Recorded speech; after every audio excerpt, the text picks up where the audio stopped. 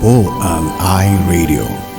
Naglilingkod para sa sambayanang Pilipino. Salamat, salamat, O Jesus, sa pag-ibig mo. Ako'y magsasaya sa piling mo. Buhay ko nang purihin ka, buhay ko nang sa'yo'y sumamba.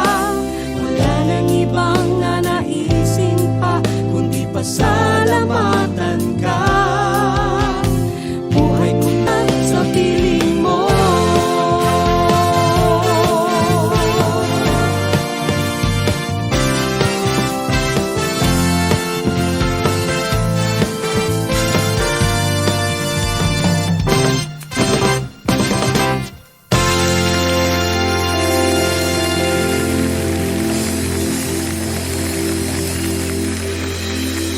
Alright, salamat.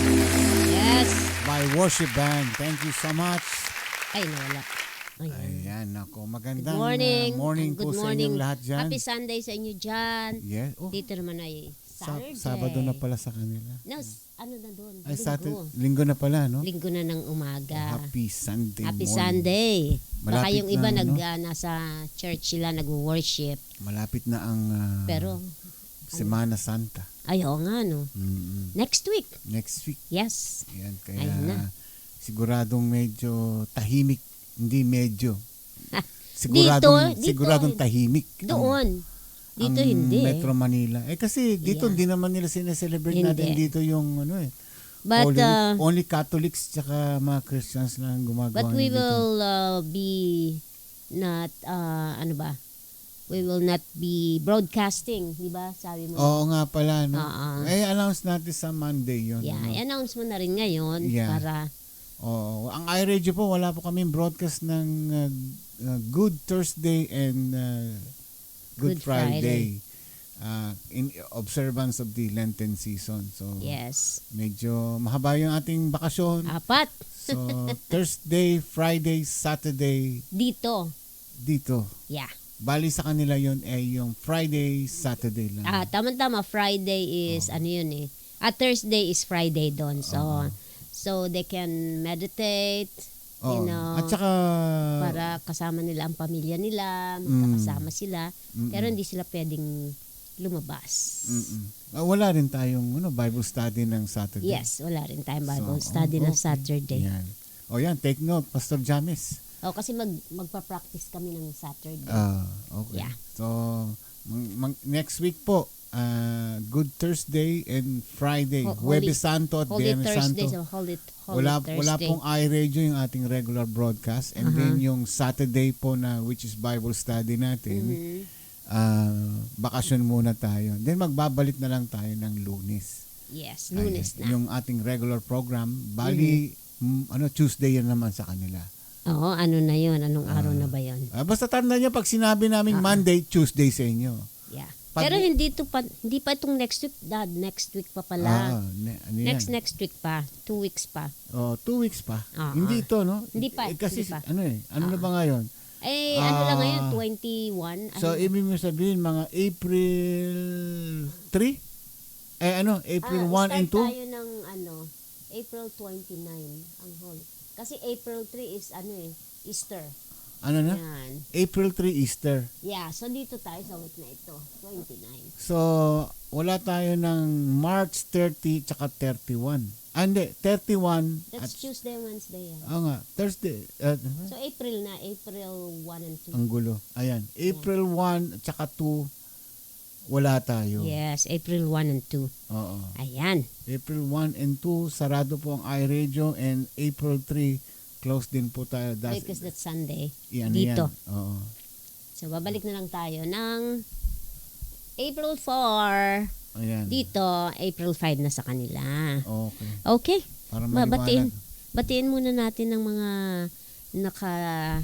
naka-tune in ngayon para sa ating Bible study. Sister Nelda de Castro Valdez. Of course, si Lorna Alejandro. Hey, Lorna. Hello kay Tatay Nestor, kay Mac, kay Mark, kay Riz, si nakalimutan, Caris. Ayan. Caris.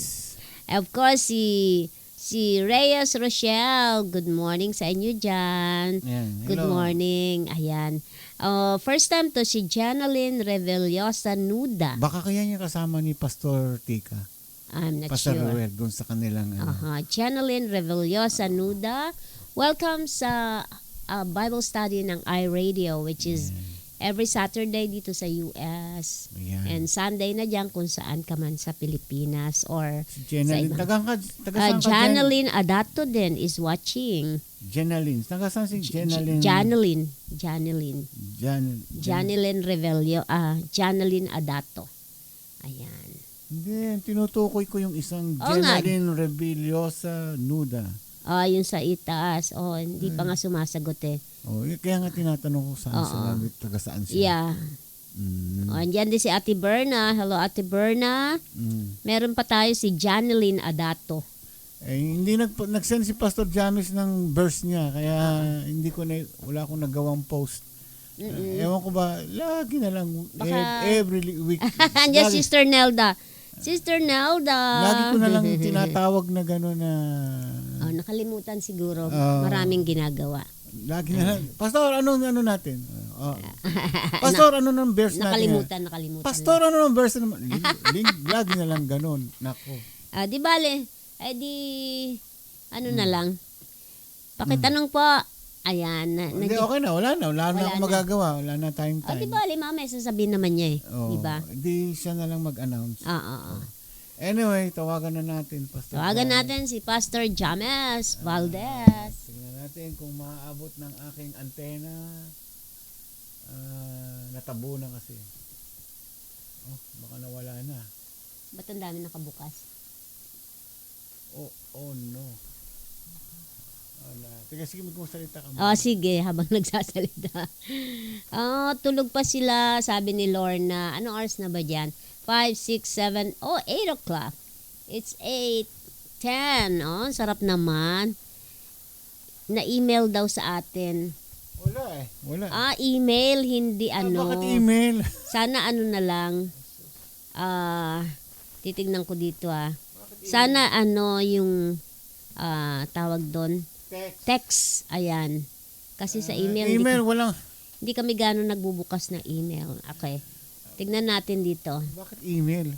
Ito. Wala naman akong binibigay na email sa kanya. Hindi, sa akin.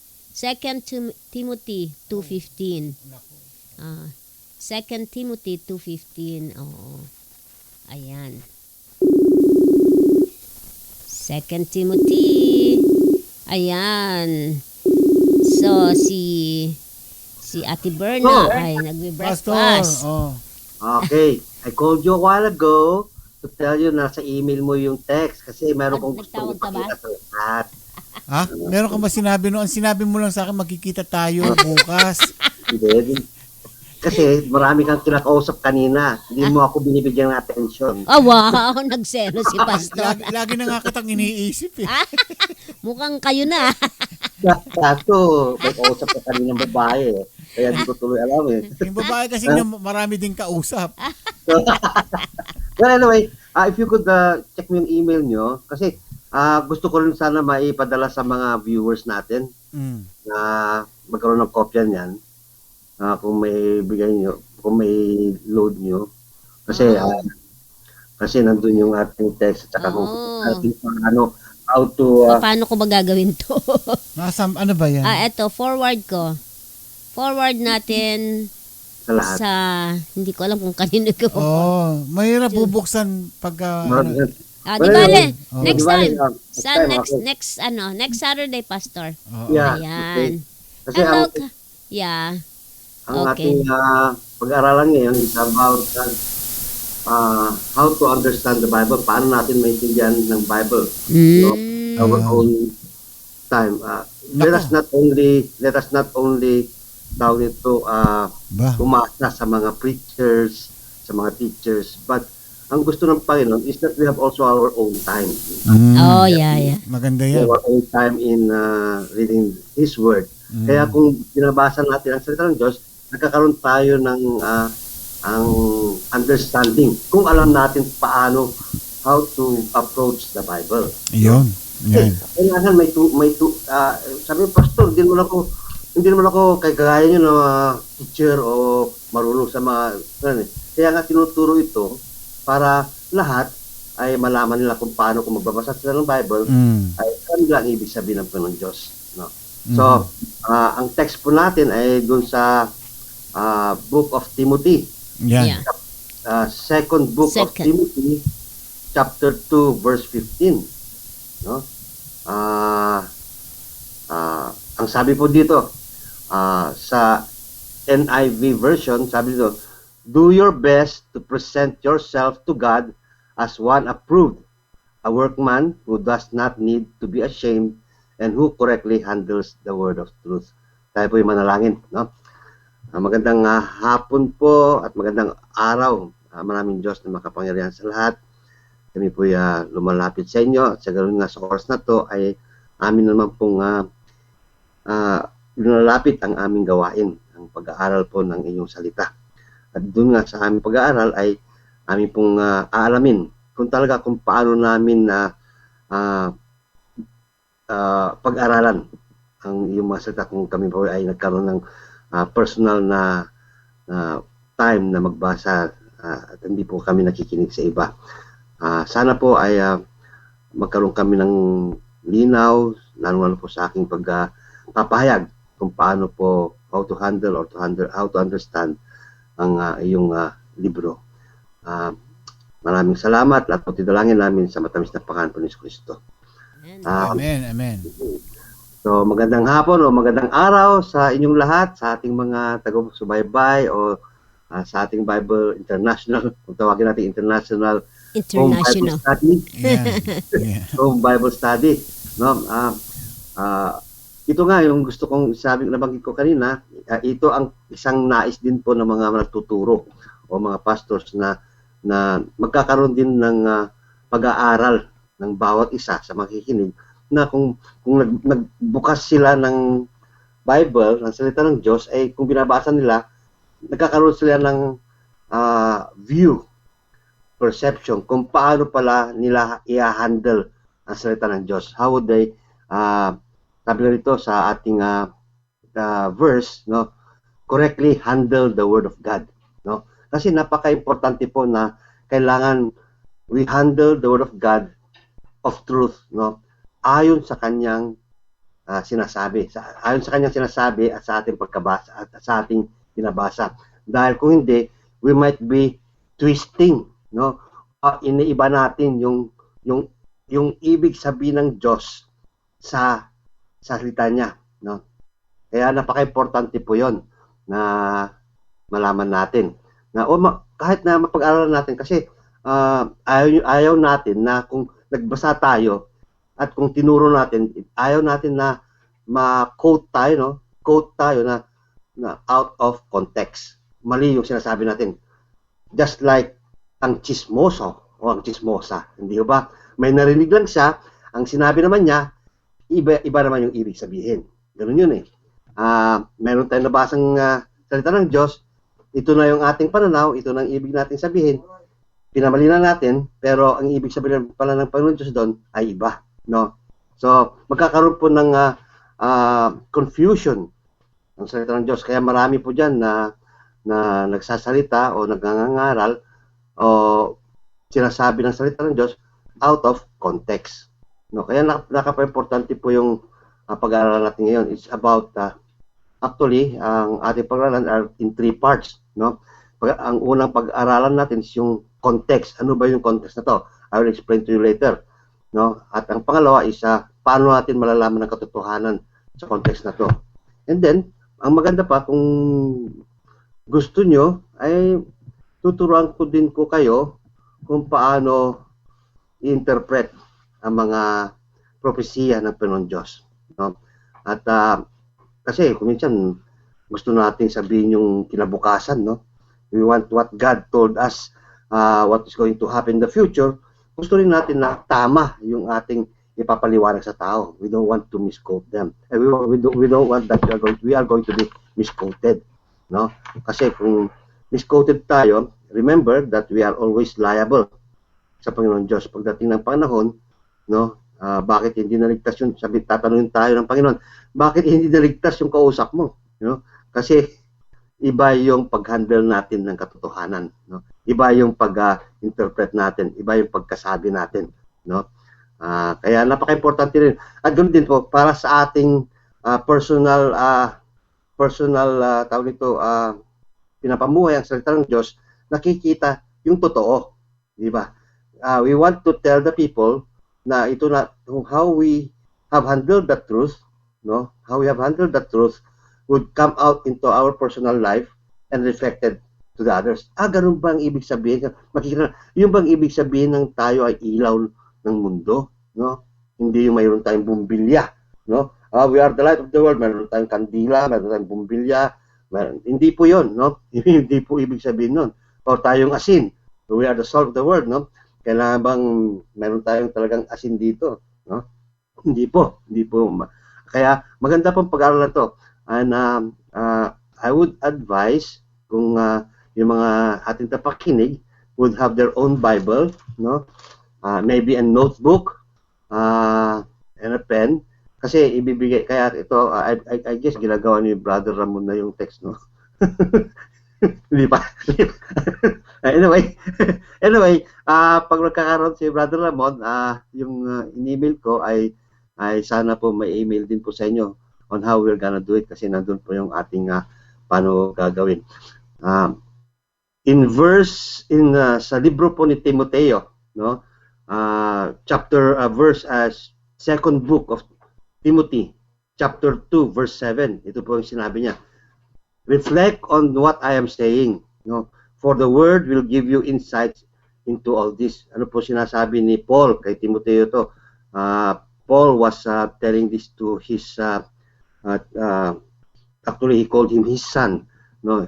Sa kanyang teacher who is Timoteo, na ang mga salita ng Diyos kailangan reflect on what God is telling us. What is to reflect? I-meditate natin, pagbubulay-bulayan natin yung sinabi ng Panginoon Diyos, no? Kasi it will give us insights, no? Of course, by doing that, we have to include prayer. No, napaka-importante kasi yung prayer na hingin natin sa Panginoon Diyos na ang banal na Espiritu will give us insights to that. Para pag binasa natin yung salita ng Diyos, when we are trying to meditate the Word of God and we'd like to know ano po yung sinasabi sa atin, na-enlighten tayo sa sinasabi niya. Na-enlighten tayo sa sinasabi niya. No? That is one way where also we could check, no, sermons or messages from other sources that we hear, like from sa TV or radio o sa inyong naririnig. Dito, kung nalalaman nyo ano ba ibig sabihin ng Panginoon Diyos sa Bible, then nakikita nyo ano bang diferensya. Remember the Bereans, where Paul was there, nung siya po yung nagsalita, sabi ng mga Bereans, sabi niya na ano tong sinasabi niya, bagong sinasabi niya ng salita, sabi niya, alam mong ginawa nila, sinaliksik nila. They really went to dig on to the word that they have heard from Paul, no, from Apostle Paul. So nung nakita nila, no, nagkaroon sila ng scientific, practical, tawag ito yung discussion, at the same time inusisa nila nung sinabi ni Paul. Nung nakita nila, tama sa nila. It matches historically.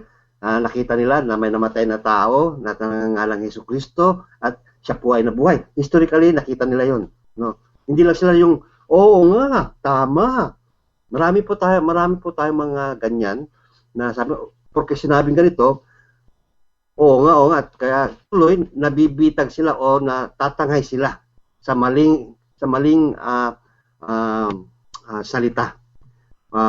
There are many false teachers and prophets, or let's say pastors, who sometimes just to tickle the ears of people would twist, okay, the word of God. Isang letra lang or maybe couple of words to twist them, nakikilitin na yung tao. At sa ganun na nga ay tawag ito, yung nabibitag sila. And one of that is, I would give you a good example, is those who are on prosperity.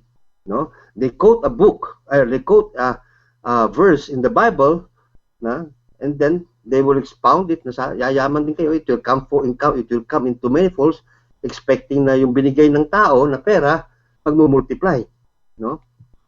So paano kung hindi nangyari yon, no? Actually wala pa ako nakitang nangyari, ganun eh. Sasabihin nila sa'yo, baka kulang ka ng faith kaya hindi nagmultiply yung pera or hindi dumating yung pera, kaya manalangin ka muna, kailangan magbigay ka na naman. So those are the kinds of groups where they twist the word of God, no? Iniiba nila ang ibig sabihin ng Bible. So unang-una, ang ating pag-aaralan ngayon is actually there are 3 parts ang ating pag-aaralan, and hopefully I pray that you will have that great confidence, no? Ano ba confidence sa Tagalog? Confidence. Confidence. Ano ba yun? Yeah, yun na. Confidence. Yung Tiwala. tiwala sa sarili. Yeah, confidence. Yes, tama yan.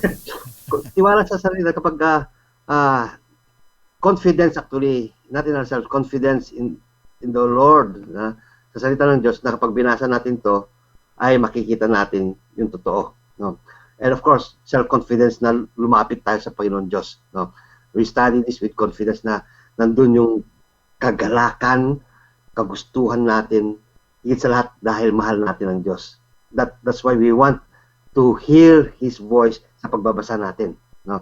Pag binasa mo yung salita ng Diyos, actually magandang pag binabasa mo, you use your mouth to read it para marinig mo.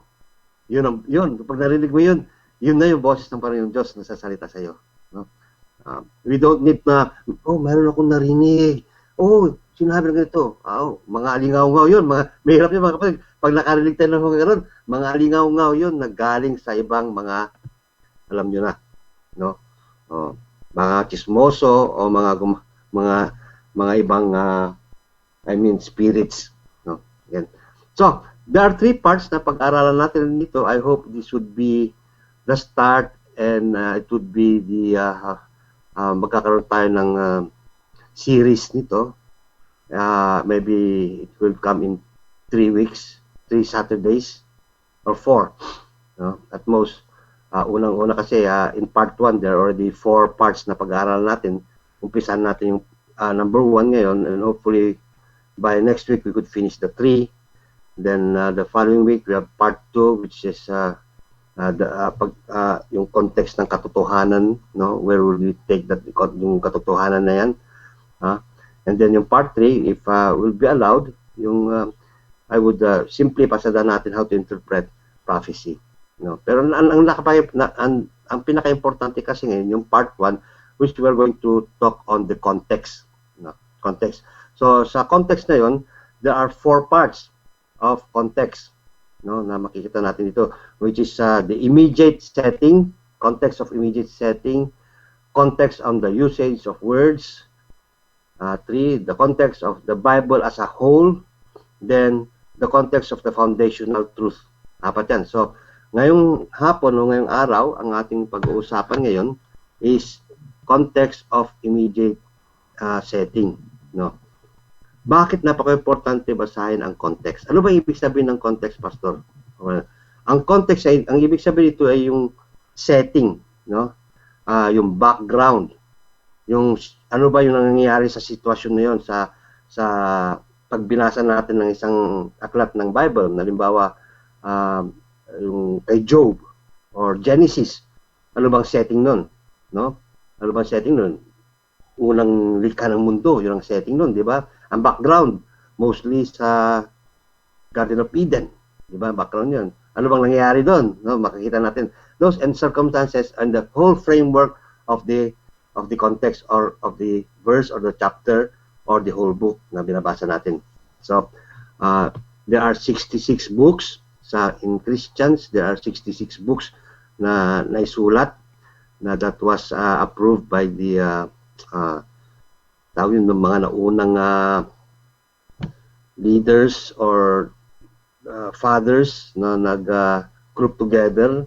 Bakit ginawa nilang 66 lang, not bakit iba dun sa Catholic and other Bibles, which is I think more than 72 books, no? Bakit iba? There are reasons why. Unang-una is because of yung sabi ko nga, bakit hindi nasama yung ibang books? Because it doesn't talk about God. It's purely historical. Hindi nababanggit yung mga salita ng Diyos. Yun. And there are, I think, 5 or 6 reasons why some books are not included. But it's good to read them. Magandang basahin din po yung mga yon. Pero in historical basis, nalalaman natin ang background, what is happening in the Old Testament. Okay? Nakita natin. But dito, sa ating pag-aralan is how to really understand the Bible when we read it. So, ano ba yung context? No? Sasabi ko, what is the context? The context is that ano ba yung setting? Ano yung background and circumstances na binabasa natin? Like the book of Timothy, ito yung verse natin. Ano ba setting nito? Paano po sinulat ito? Sino bang author? No? Who's the author? Na makikita natin dito. Behind the statement of the scripture is the immediate setting. No? Sa likuran ng ating binabasang mga skriptura, nandun po yung setting. No? Ano po itong setting? Ito po yung nagbibigay ng mga clues as to what the author's mind is. No? Ito yung nagbibigay ng kung ano po ang ibig sabihin ng ating author. Like Apostle Paul, who is the author of the book of Timothy. Though it was named after Timothy, no? Pero ang author niyan, ang sumulat niyan ay by Apostle Paul, letter to Timothy. So makita natin doon. So makikita natin kung sino sumulat, who is the author. Si Paul pala, hindi si Timothy. Paano yung book of Genesis? Hindi po si Genesis ang sumulat noon, no? Si Genesis, hindi po siya. Alam ko may mga pangalan Genesis diyan, pero hindi po si Genesis. Yun ang sinabi ko din noon nung wala pa akong kalaman sa Bible, who is the author of Genesis? Di siyempre si Genesis, di ba? No. Nung binabasa kailangan napaka-importante po na pag-aralan natin ang Bible. Ang 5 books of the Bible, unang 5 books, no? Genesis, Exodus, mga yun, no? Deuteronomy, Numbers, and Leviticus, no? Ang unang 5 books na sinulat, no? Ay ang walang iba po si Moses pang sumulat niyan. So meron na kayong mga tips, no? I hope sa mga I guess you know this already, no? And behind every statement of the scriptures, the immediate setting, ano po siya ito? There are similar and recurring ideas and words that help to signal the main idea na pinapaulit, no? Halimbawa kung binabasa natin yung book or the chapter, nauulit yung mga words na which tells us the main idea of the Bible, no? Kaya hindi lang po tayo halimbawa, gusto kong makarinig ng salita ng Diyos. Ano kaya sinasabi ng Diyos sa akin? Magbubukas na lang tayong ganun? Then magpipinpoint tayong ganun? No, that's not the way how to do it, my brothers and sisters. When we come to read the word, halimbawa, I want to know about worry. Masaya punta tayo dun sa Matthew, di ba? Sa book of Matthew, nandun yung sinasabi, do not worry. Masaya natin the whole chapter. Tapos sino ba si Matthew? Ganun yun eh. No? Kaya napaka-importante po yun. That is how we call immediate text, immediate setting. Nalalaman natin po yung saan ba sinulat ito. Saan sinabi ni Matthew to? Bakit sinulat niya to? Kasi nasa bundok sila nun eh. Nung nagsasalita ng Panginoon Diyos. Naalala niya kaya sinulat niya yun. No? Kaya ito, it will identify, it will help us identify ano po ang ibig sabihin ng Diyos sa atin when you come to that. Hindi lang yung kagaya ng bumulong si Judas sa Panginoong Jesucristo. Actually, nagpapaalam si Judas na lumabas Anong sabi ng Panginoon? Go, do it immediately. Di ba? Pero mga iba, umalis ka na para magpabitay ka na. No, that's not, hindi yun kasi hindi yun. Marami kasing kailangan mabasa natin as a whole, no. I would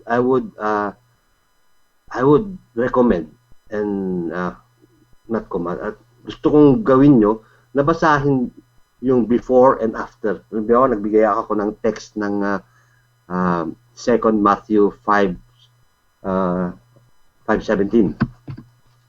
Yung binasa natin kanina, no? Yung verse na yon ay 2 Timothy 2:15 pala. 2:15. Yung text na yun. So, tignan natin ano ba yung preceding and yung before the verse and after the verse, no?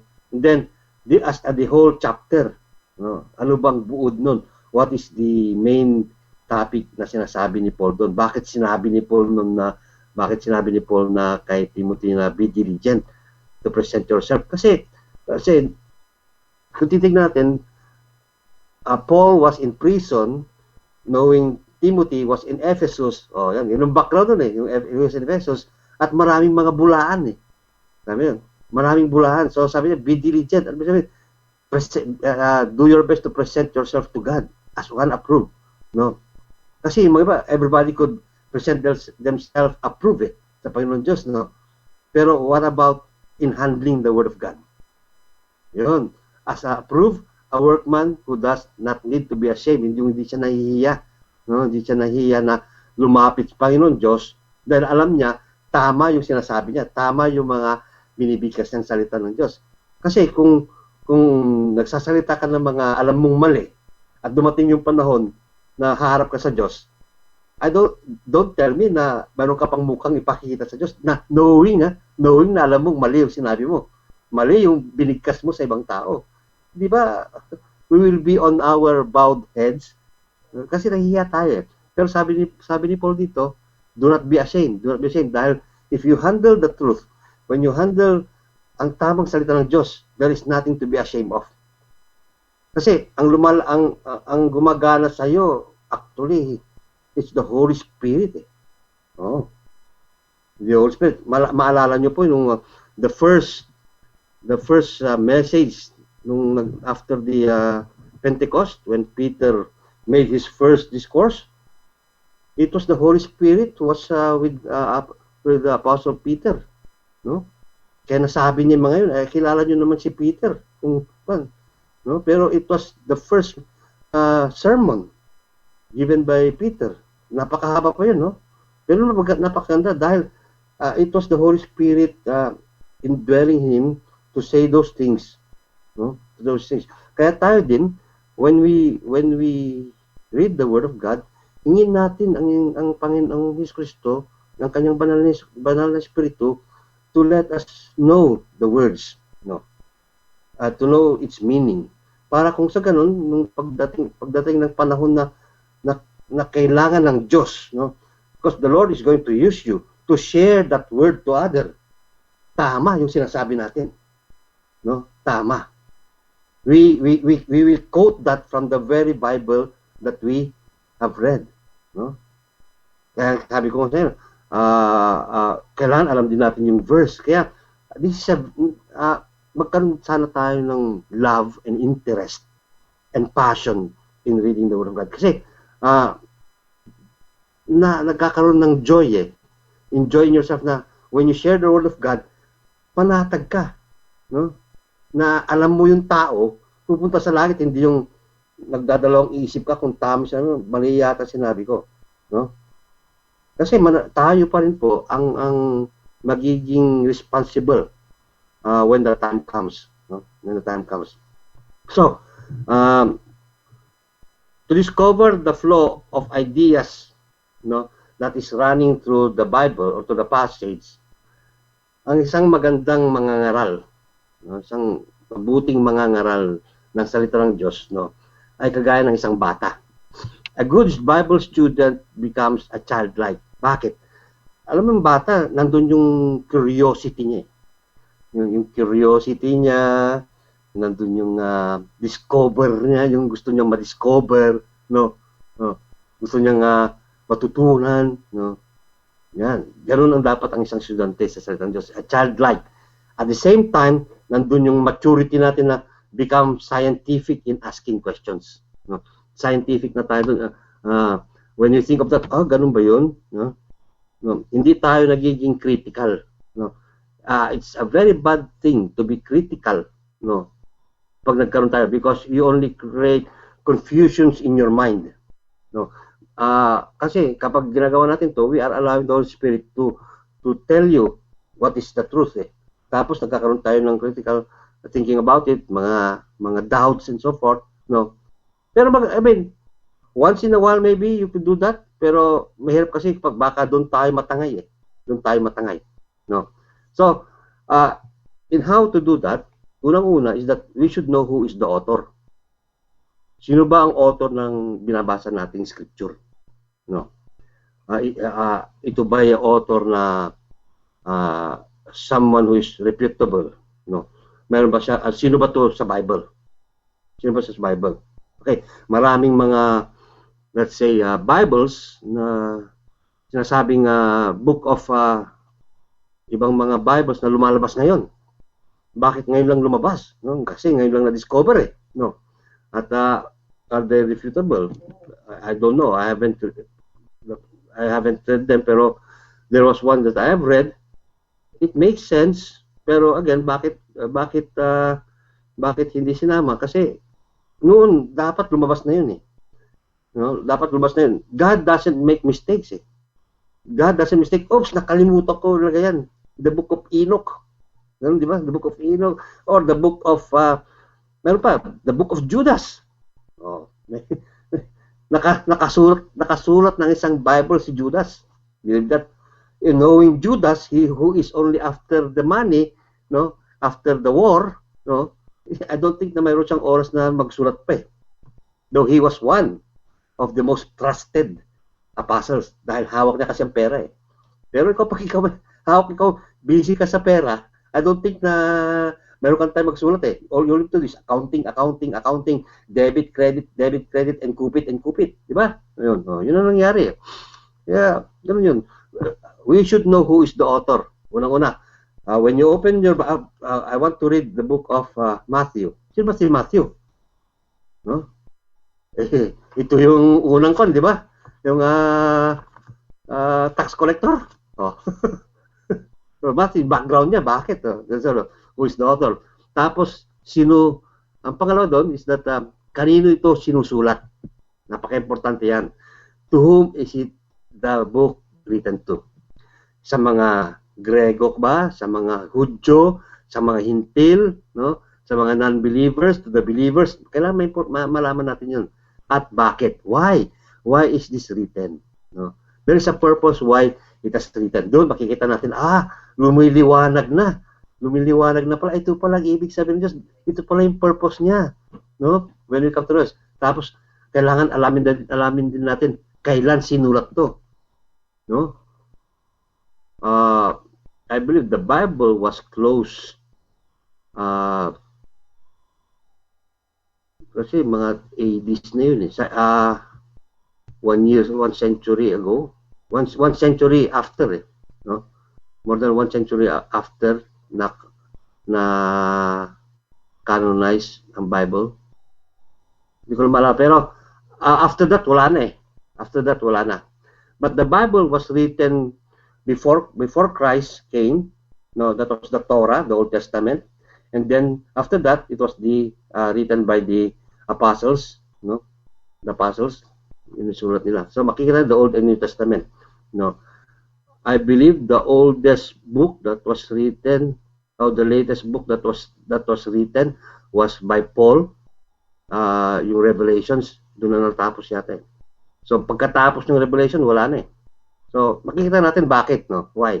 And when, kailan sinulat ng mga to. So it must be written between 120 AD up to that, or hindi ko lang masiguro, hindi ko malala pero after that, wala na When? Tapos, importante mga kapatid, kung alam natin sino yung author, kanino sinusulat, bakit, kung saan, kung kailan.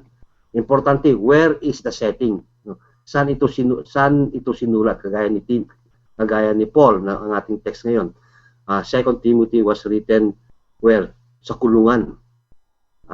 Bago po bitayin po si Paul. No? He wrote this letter. This is his last letter to Timothy, encouraging him. No? Alam natin bakit ganun. No? So, importante ang setting ganun. Then, how was it written? No? And I believe kay Paul, sabi mayroon mga surat si Paul na handwritten No? How was it written? Or handwritten, that is sa practical side.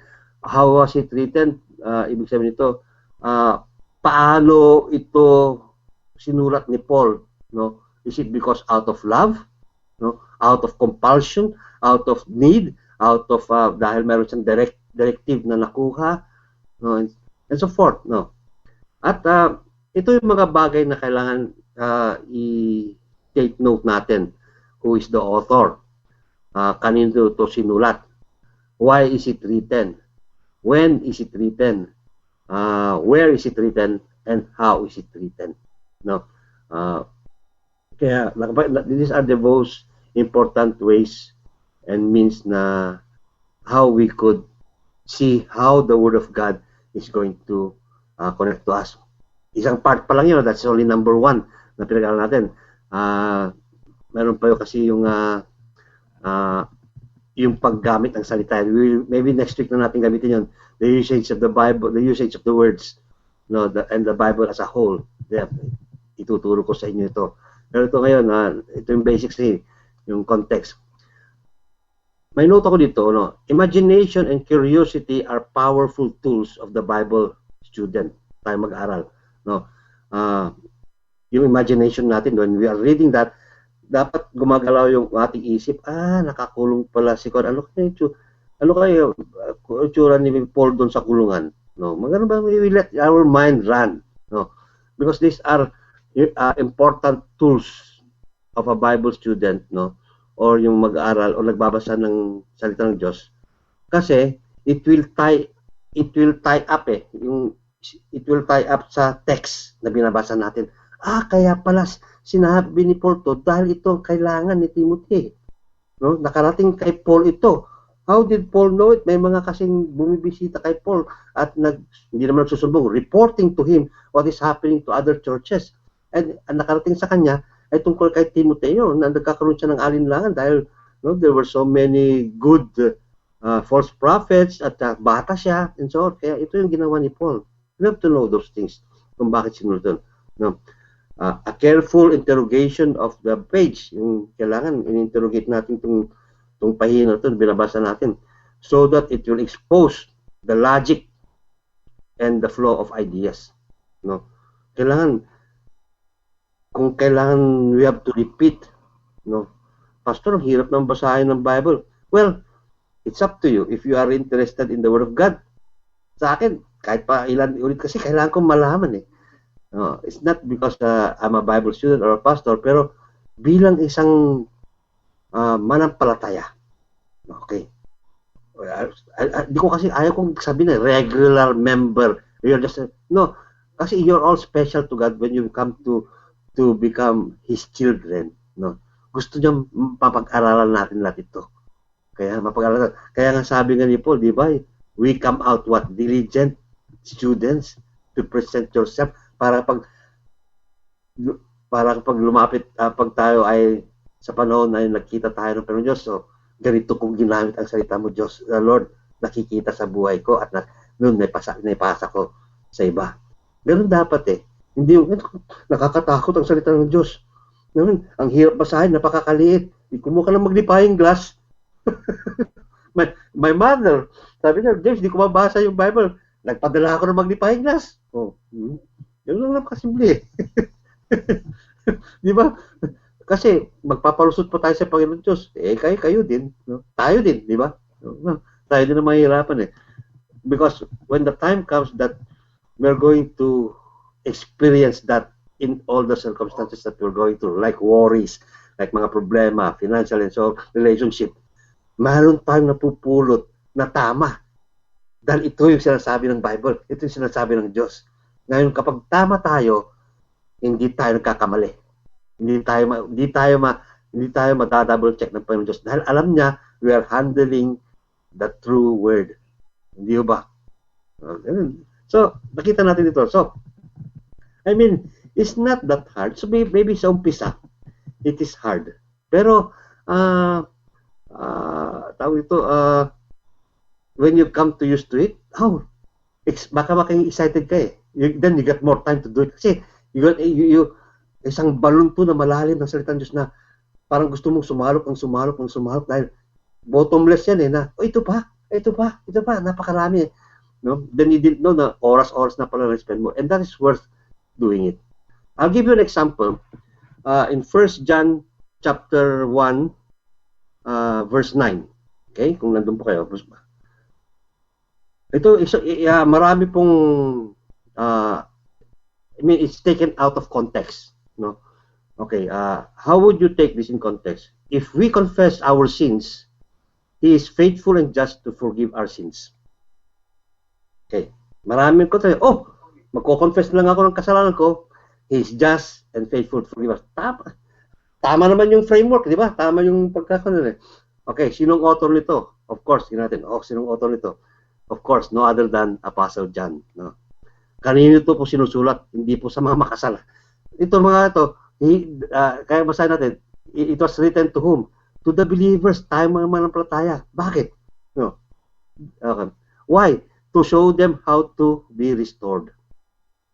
No, how to be restored. Kasi madalas ang mga panahon na yun, nagkakasala o gumagawa ng mga bagay na hindi tama ang mga manampalataya noon.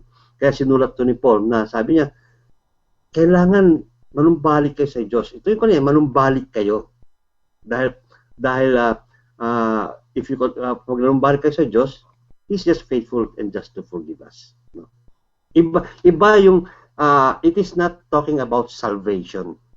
No? Kasi sa mga iba, saved na ako pala eh.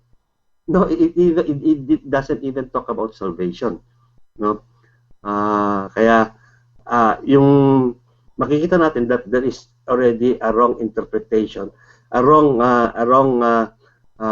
tawag ito yung paggamit ng salita ng Diyos as we interpret it in our life at sa mga ibang tao.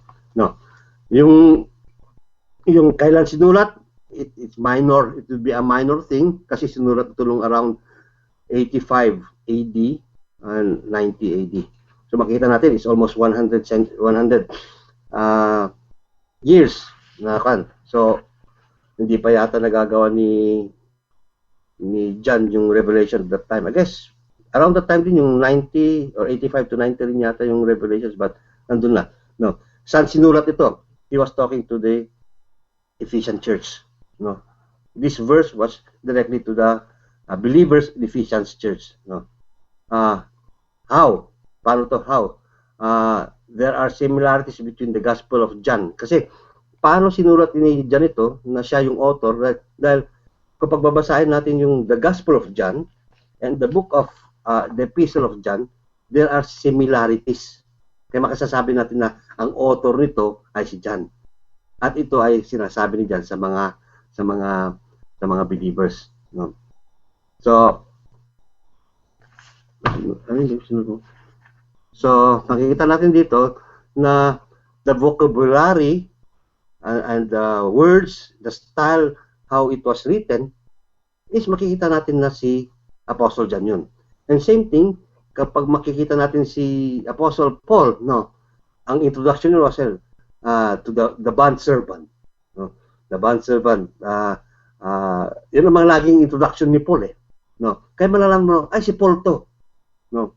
In the book of Hebrews, marami ring sinasabi na it was Paul or the other ones, but again,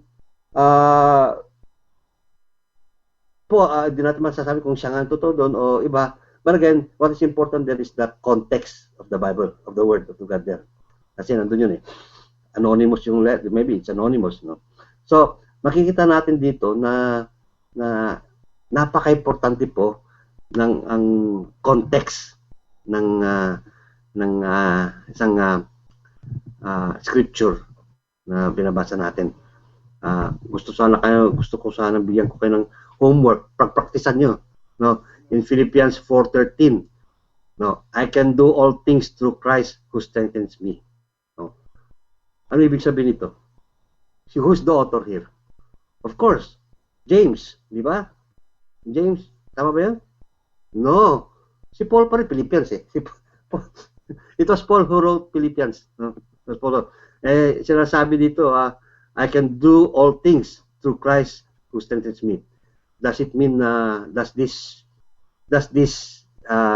verse means na kapag malakas ang ating pananampalataya, I could ask anything from the Lord for strength? Iba po ang ibig sabihin niyan, no? Iba po ang ibig sabihin niyan. Kaya magandang gusto ko rin pong bigyan kayo ng homework, no? To be your homework. Nilabigay ko kung sino yung author, no? Ano pong ibig sabihin nito in your own words. Magandang maging interactive na, no? Interactive tayo sa ating pag-aaral. Kasi I would like also you to experience that, no? Not only listening. I want you also to become doers, no? Doers, the word.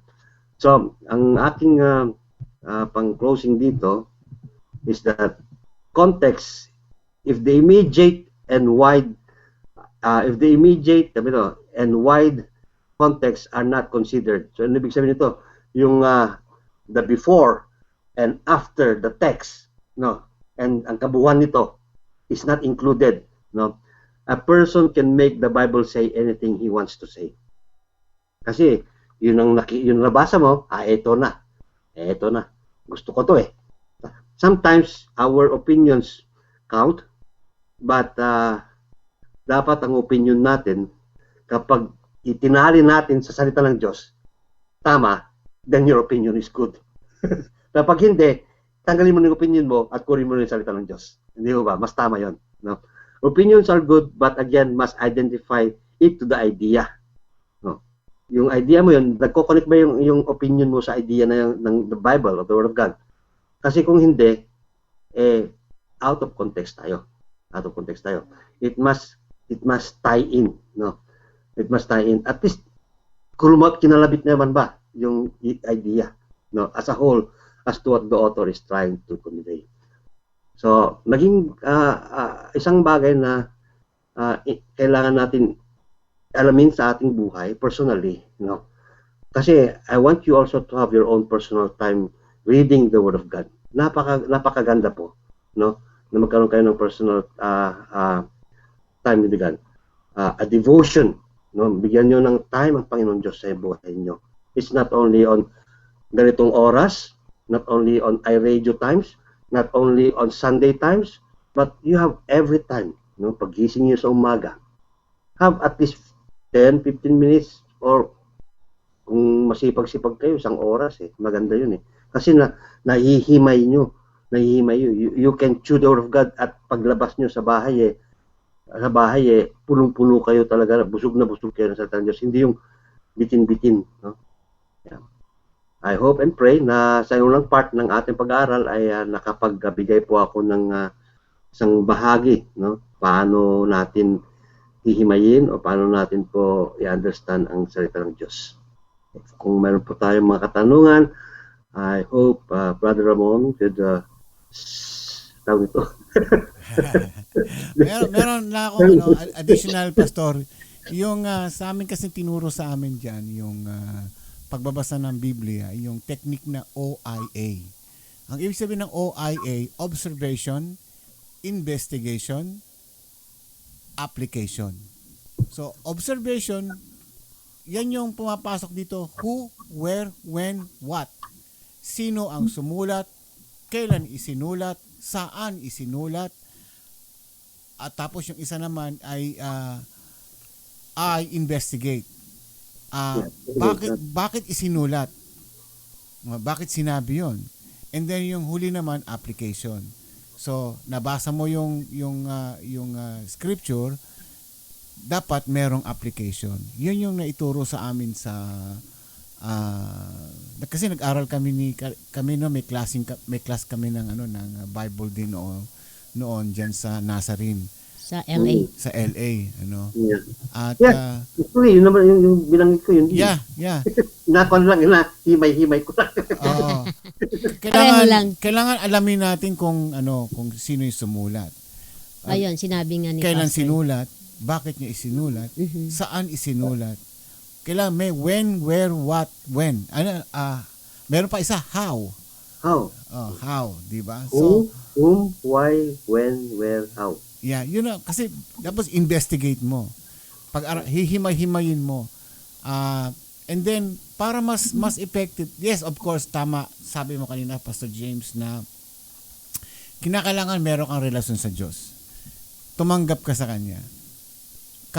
Kasi wala kang relasyon, mahirap intindihin yung sinasabi o yung nakasulat sa Biblia. Mahirap intindihin, no matter what.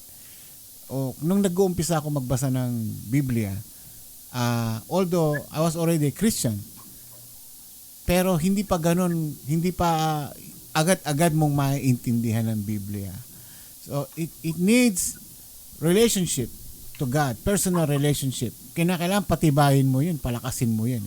Once na tumataas na yung pag-ibig mo sa Panginoon, yung hangarin mo sa Kanya, na makilala mo siya, unti-unting nare-reveal sa iyo yung mga sinasabi ng ating Panginoon. And pagka naintindihan mo na 'yon, wag mong iintindihin na literal 'yon, na yung nangyari ng oras na mga 'yon. Actually, yung mga nangyari na yun, pero kinakailangan ipipretend mo na ikaw 'yun. Katulad ni Judas. Di ba? Gagawin mo personal. Talagang Ako si Judas. kailangan mo personalin 'yun kasi Yeah, personal. lahat ng mga sinasabi sa Biblia tinutukoy yung totoo nating buhay na nangyari sa mga ating buhay. Ang tanong dito, Pastor James, yung mga ibang ang mga kritiko na tinatawag natin, ang sabi nila, hindi naman totoo yung Biblia na yan kasi yung Biblia gawa lang ng mga tao, dapat Diyos ang may gawa. Totoo. Actually, totoo yun sinabi na tao ang gumawa ng tao ang gumawa ng salita ng Diyos. They are inspired by God. Sabi nga sa Bible, they are inspired of God. Kasi kung ginamit ng Diyos ang mga monkeys o mga baka, mga animal, naiintindihan ba natin ang gustong sabihin ng Diyos sa atin? Yes. Oo. Hindi. Kaya ginamit ng Diyos din ang tao na sumulat niyan. But they were inspired. Kinasihan siya ng Espiritu, ng banal na Espiritu sa Allah, that they were able to write this. At saka yung Holy Spirit, kasi tingnan niyo, Pastor. Yeah. Example na lang. Yeah. Magkakahiwalay sila ng lugar. Ibang araw, ibang panahon, hindi sila magkakakilala yung iba. Katulad ni Matthew, Luke, and John. Kung babasahin mo tatlong nito na scripture na ito, gospel na ito, halos magkakapareho ang sinasabi. Yeah, yun siya synoptic gospel book dahil nandun, yung mga writings nila are similar even in wordings. Even in yun. Though bagaman nagpagkakaiba ang pagkasulat nila, nandun sila eh. Kasi they were witnesses eh. They were witnesses of the Lord Jesus Christ. Kaya nasusulat nila yun eh. Luke was there, no? Bagaman hindi siya apostle, no? Luke was there, doctor si Luke eh. And to be a doctor, talagang itemize ang kanyang mga sinusulat dun. To be a doctor, kailangan maayos kasi doktor ka eh. Professional ka eh, no? And for him to write that down, even his paano po nangyari to is very napakaganda. No, kaya that's why it's very important, tama yung sinabi mo na ang most important na kailangan natin dito is the Holy Spirit to guide us. Amen. Kaya kung walang Holy Spirit na mag-guide sa atin, kahit anong gusto natin gawin, pabalik-baliktad natin din, hindi natin maintindihan. Yeah. At saka kailangan talaga kasi the Word of God is Spirit. The Word of God, though it was written na nababasa natin as physical to, pero it was written spiritually. And also, importante rin, Pastor James, yung may application. Kasi binabasa mo lang, naintindihan mo nga, pero hindi mo naman ginagawa, hindi mo rin sinusunod, what's the use? Kinakailangan meron talagang application. Kaya sabi nga ni Paul dito kay Timothy, be diligent to present yourself. When you present yourself to the Lord, dapat yung narinig mong salita ay namumuhay, pinapamuhay mo to make you be approved by God. Amen. Di ba?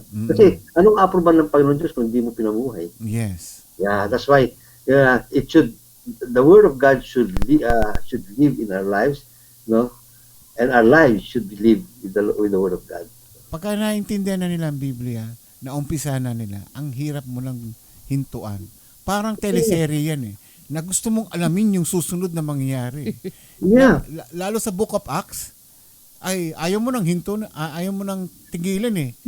Gusto mo hanggang kadulo-duluan kasi ang daming istorya eh. No, yeah. That's right.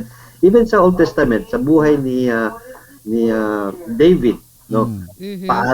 Paano niya na kayang patayin si Goliath?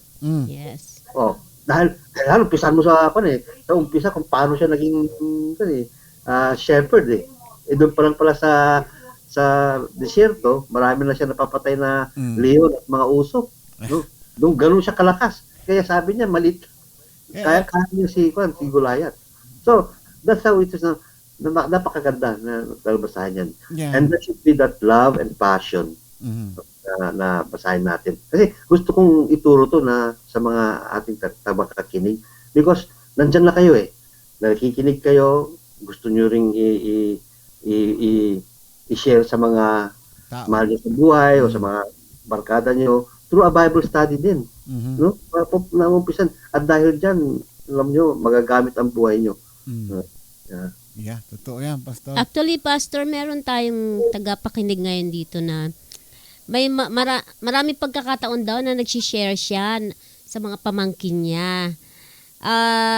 Gusto niya magkaroon pa ng mas malawak na kaalaman kasi madalas nagtatanong daw sa kanya kung saan makikita sa Bible. Hindi niya kabisado although alam niya. Yeah. Mga ganun ba? So, medyo mahirap din minsan yun, di ba, Pastor? Yung alam ko, pero hindi ko alam kung saang verse, parang ganun. Di ba, Pastor? Sa part 2 ng ating discussion, sa part 2, doon natin tatalakayin yung mga yon. Kasi ano bang mga resources natin? Maraming resources yan. So, we will share to you how. Sa akin, wala akong itatago kasi kung paano rin tinuro sa akin to, gusto ko rin may turo pa na mas mahigit sa iba. Kasi gusto ko mas magaling pa sila sa akin eh. Yeah. Siguro, Pastor, mas okay kung i-memorize lahat ng book sa Bible. From Genesis all the way to Revelation. I-memorize lang yung mga book of Genesis, gospel. Genesis, Exodus, mga ganun, Pastor. Hanggang sa Revelation. Homework namin yan noon, nung nasa school kami. Memorize ko yan. Pati pabaliktad pa. And correct spelling pa. Kailangan correct spelling pa. Oh. Kasi kailangan we will handle also yung... Kasi minsan ako hindi ko memorize. Oy, saan na yun? Saan susunod yun? Alam mo kasi ang tekniko dyan, Pastor, nung na-memorya ko yung mga gospel, paulit-ulit kong pinakikinggan. Meron akong CD niyan kasi.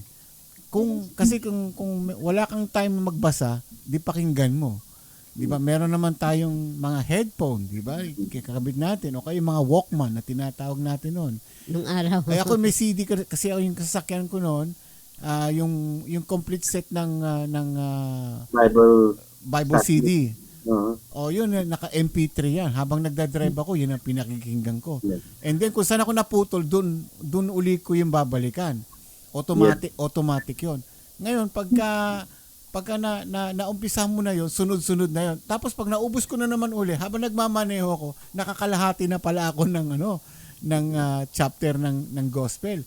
Hanggang sa uulitin ko na naman uli yon pag naubos ko na yung buong CD. Hanggang Revelation yun, from Genesis to Revelation.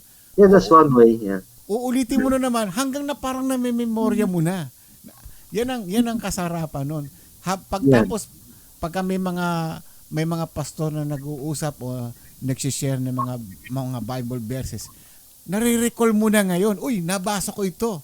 Alam ko yun tayo. Nakukuha ko na yung ibig sabihin. Oh, di ba? So now, nag-uumpisa ka ng natututo ka na ngayon. Yeah, That's yeah. the way I do it. Yeah. Kaya makita natin dito, nung nagtuturo ako sa mga bata, tinuro namin yan sa kanta eh. May kanta yan eh. Oh, yeah. Nakakalimutan ko Oo, na. meron, Pastor, para Kaya malaman. mga bata, kaya napakagandang turuan ng mga bata sa umpisa na ganyan dahil Ay, oo. bata sila, murang isip nila, Mabilis. madali sila Oo. Pag laki nila, hindi na makakalimutan. Ako, nakalimutan ko na eh. Pero, I know, na-memorize ko yan noong school, kahit pabaliktad, spelling, kasi kailangan pumasa ka, kung hindi, bagsak ka, repeat eh. So, yeah, pag-aaralan natin yan, sino pinagtanong? Sa nagtanong na yan, we will help you, just stay tuned sa ating Bible study every Saturday dahil darating tayo sa part 2 which I will be explaining to you or sharing to you the ways and hows na paano natin to know how natin makikita kung saan yung mga kinakailangan na kung halimbawa may nagtanong sa atin, ito pala. Kasi may mga, hindi naman tawag dito, basta sa binabasa natin, nandun yung, kapag alam natin kasi the whole Bible yung survey niyan, yung istorya, yung flow niyan, alam natin kung saan tayo pipick up eh. Saan natin pipick up yung mga tanong eh. Ay, halimbawa, dinosaurs. Wala sa Bible yun eh. Tinanong sa akin ng mga bata, napapatay.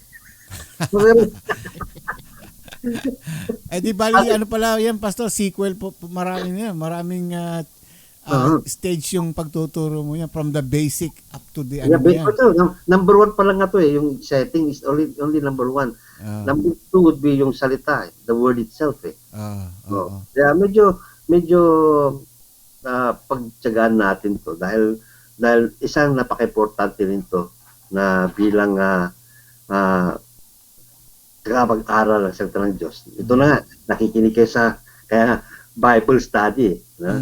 Kapag-aralan natin ang Bible. Correct. Marami kasi sa atin dito na, merong iba sa atin dito na may Biblia nga sila, hindi naman ginagamit, nagiging dekorasyon lang sa bahay. O yung iba naman, may binabasa nga, hindi naman naintindihan.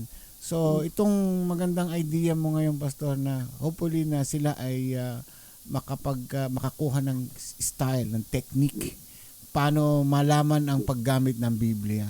Sayang po, kasi ang salita po ng Diyos ay, ito po ay a book of guide. Ito yung para po ng ating na itutuloy. Wala ka. Ayan, naririnig mo na? Yeah. yung ating Biblia ay parang kako ay GPS, manual ng ating buhay yan. Kaya dapat nating babasahin kasi pagka tayo naliligaw na landas, saan ka huhugot ng lakas? Doon sa Biblia. Mayroon akong tip. Most of us, maadin sa akin din noon, no?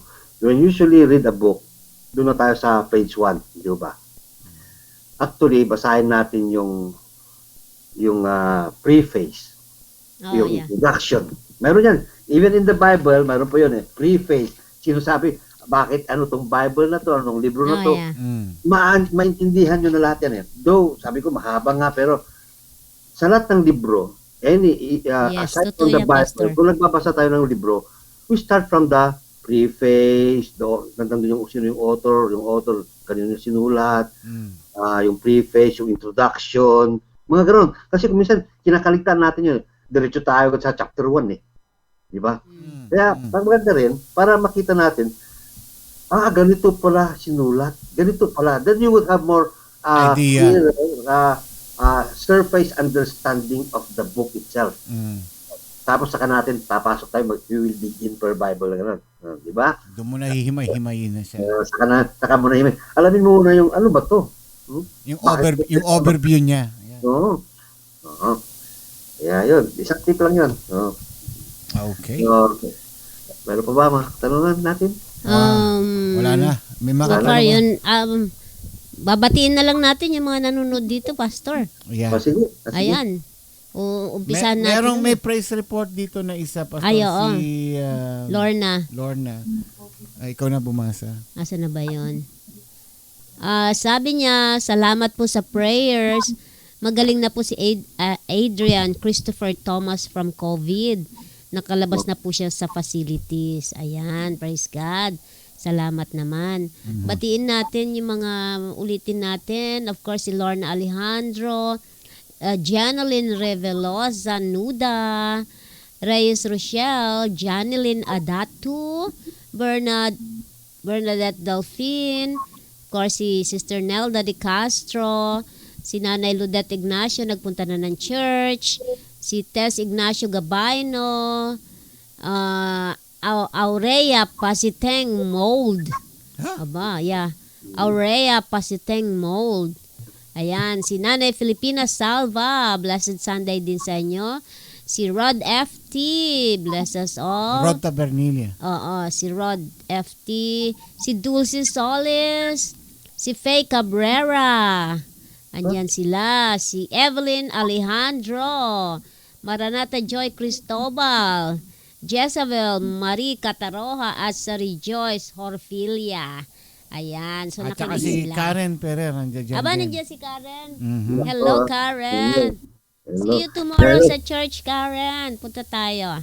Hello po sa Okay. inyong lahat na nakikinig ngayon sa iRadio sa ating Bible study. No, isang kagalakan no, na sa akin na bagaman sabi nga hindi ko kayo nakikita, hindi ko kayo kakakilala na sa setting ng isang Bible study nagkakakilala eh. But by heart, nakikilala ko na kayo and ay isa to sa aking panalangin, no? Bagaman na magkakalayo tayo lahat, pero ang salita ng Diyos ang nagbibigay ng pagsasamahan natin para sa Panginoon Diyos. Amen. Amen, Pastor. Okay. Okay. Alright, tayo mag-close. Magpe-pray ka, Pastor. Closing prayer na tayo, Pastor. Kahit hindi mo na lang isa-isen everyone na may mga karandaman. In general na lang. Opo. Diyan lang yun. Sige. Opo. Saka yung Okay. mga karandaman, saka may mga pangangailangan sa financial at Problema sa pamilya, siyempre may mga problema pa rin dyan siguro. mga relasyon. Opo. Okay. Okay? Okay, let's pray. Okay. Aman aming Diyos, na makapangyarihan sa lahat, muli po kaming lumalapit naman sa inyo at ganoon na nga magpapasalamat dahil binigyan niyo naman po kami ng pagkakataon na makarinig ng iyong mga salita at kung paano po namin narinig ito ay kung paano po namin gamitin sa aming buhay ay nawa sa tulong ng iyong banal na Espiritu ay sana po mabigyan kami ng kahit ilang oras o minuto na sa aming pagbabasa ng iyong mga salita ay magamit namin ang aming napag-aralan upang sa ganun man ay yung katotohanan at higit sa lahat yung ano po ang sinasabi niyo po sa amin kapag binasa po namin ang iyong mga salita. Salamat, alam ko Panginoon na medyo may kahirapan to, ngunit kung nandun po ang aming puso at kagalakan, higit sa lahat Panginoon, ang pagmamahal namin sa inyo ay siguradong gusto po namin basahin ang iyong mga salita. I know Lord, maging busy man kami sa mga ibang gawain po namin, ang hiling po namin ay nawa ay mayroong takdang oras kami na may laan upang sa ganon ay amin pong mapagbulay-bulayan ang iyong mga salita upang marinig namin ang iyong mga salita sa pagbasa po namin ng iyong mga kagandang balita po sa amin. Panginoon, sa oras na to, amin din pong inaangat sa inyo ang mga ilang kapatiran po namin, magkakilala po namin na may mga dinadalang problema, maging man sa financial o relasyon. Kaya, Panginoon, inyong banal na Espiritu ang magbigay ng karunungan kung paano po ito nila ayusin. Alam ko, Panginoon, ang banal na Espiritu ay punong-puno ang mga kasagutan nito. Ang kahilingan ko, Panginoon, para sa kanila ay puntahan nila ang iyong mga salita. Manalangin sa inyo. Hilingin ang kapangyarihan ng banal na Espiritu upang sa ganoon ay sila po ay mabasa nila sa iyong aklat kung paano po ito maging kasagutan sa kanilang mga dinadaan ng mga problema o mga suliranin.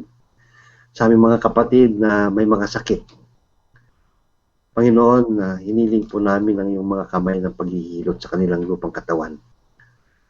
maaring matagal na po silang nasa banig ng karamdaman o ngayon lang po sila nagkakaroon ng ganito. Panginoon, dumudulog po kami sa inyo. Bigyan niyo sila ng magpagkakataon na maayos ang kanilang kalusugan.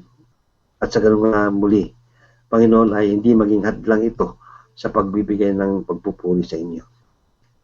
Panginoon, sa mga nabigyan nyo ng mga kasagutan ng kanilang mga panalangin o kahilingan, lalo po kay Adrian Christopher Thomas na maayos na po ang kanyang sakit at wala na po ang kanyang karamdaman tungkol sa pagka-apekto ng COVID. Salamat o Diyos. At ganoon din po ang aming panalangin sa mga iba pa na sana po ay hindi po sila madapuhan ng sakit na yan, ng virus na yan. Sana po ay maging we have a right attitude and pagsunod sa mga alituntunin o batas kung paano po namin maiwasan ang mga ito. Huwag kami pong maging pabigat, kundi gampanan po namin ano ang nararapat upang sa ganun ay maayos po ang lahat. It takes one, Lord, to do the great thing. Kung makisimula po sa amin, maaring makikita nila ang tama. Salamat din Diyos sa mga ibibigay niyong mga pagpapala, lalong-lalo po mga pangailangan nila, kagaya ng trabaho, mga pinansyal, na yung ipagkakalob sa mga iba naghahanap at nangangailangan. Alam ko, Panginoon, darating din sa tamang panahon na yung pagkakalob niyan, tamang oras sa kanila.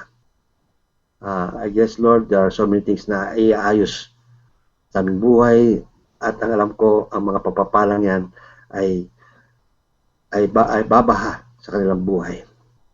At sa ganun nga, Panginoon, patuloy na ang aming gustong gawin sa iRadio ay yung mga salita ay siya po ang mangunguna.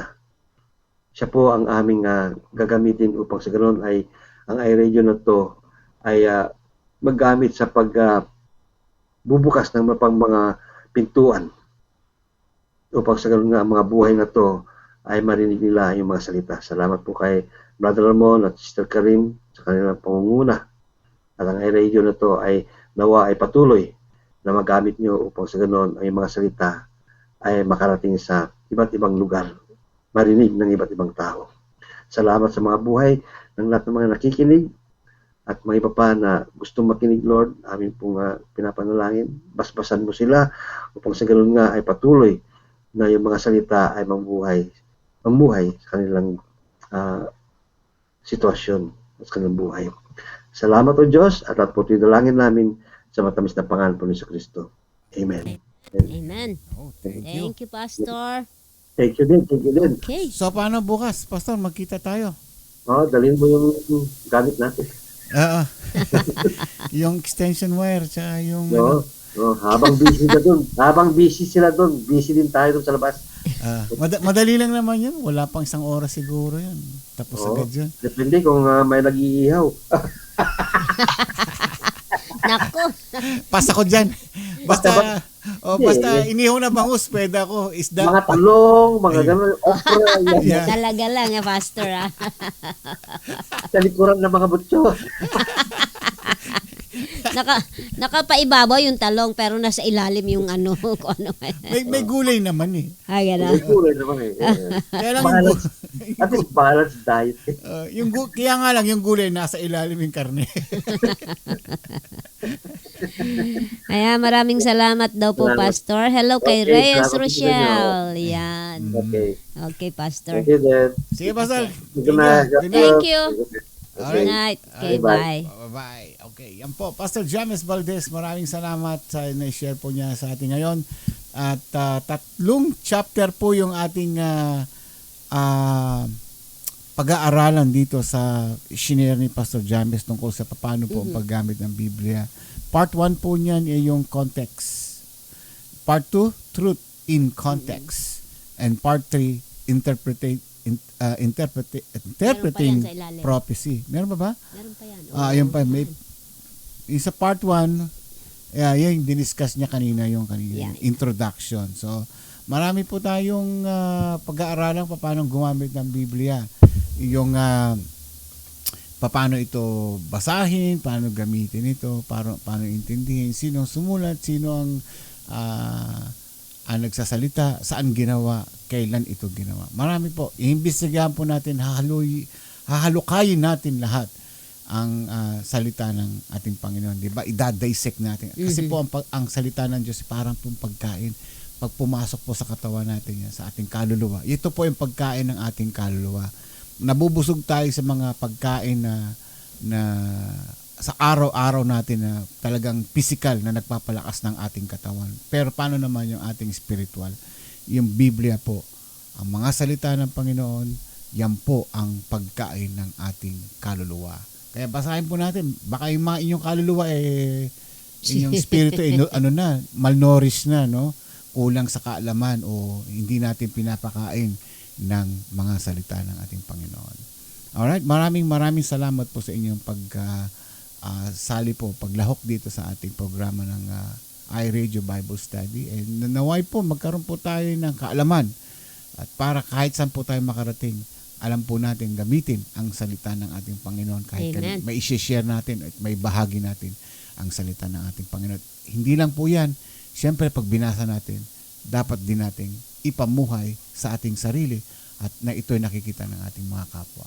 Ako po si Ramon Pascua. Karim Pascua. Magandang gabi po sa inyo lahat. Magandang gabi. Good morning dyan sa inyo. Good morning. At spring na po kami ngayon. Yeah. Pansin nyo, medyo gumaganda na po yung simoy ng temperature po namin dito sa Los Angeles. Kaya maraming salamat po. See you again on Tuesday. Same time, same place. Dito po sa iRadio. Hanggang sa muli, good night po and God bless you. Good night. God bless. At ang ating kakanta po ngayon si Pastor Francis Ryan Coronel ng My Hiding Place TV. At ito po yung kanyang awiting, You Raise Me Up. Thank you and good night po sa inyong lahat. Zoom. Ito po ang iRadio. Naglilingkod para sa sambayanang Pilipino.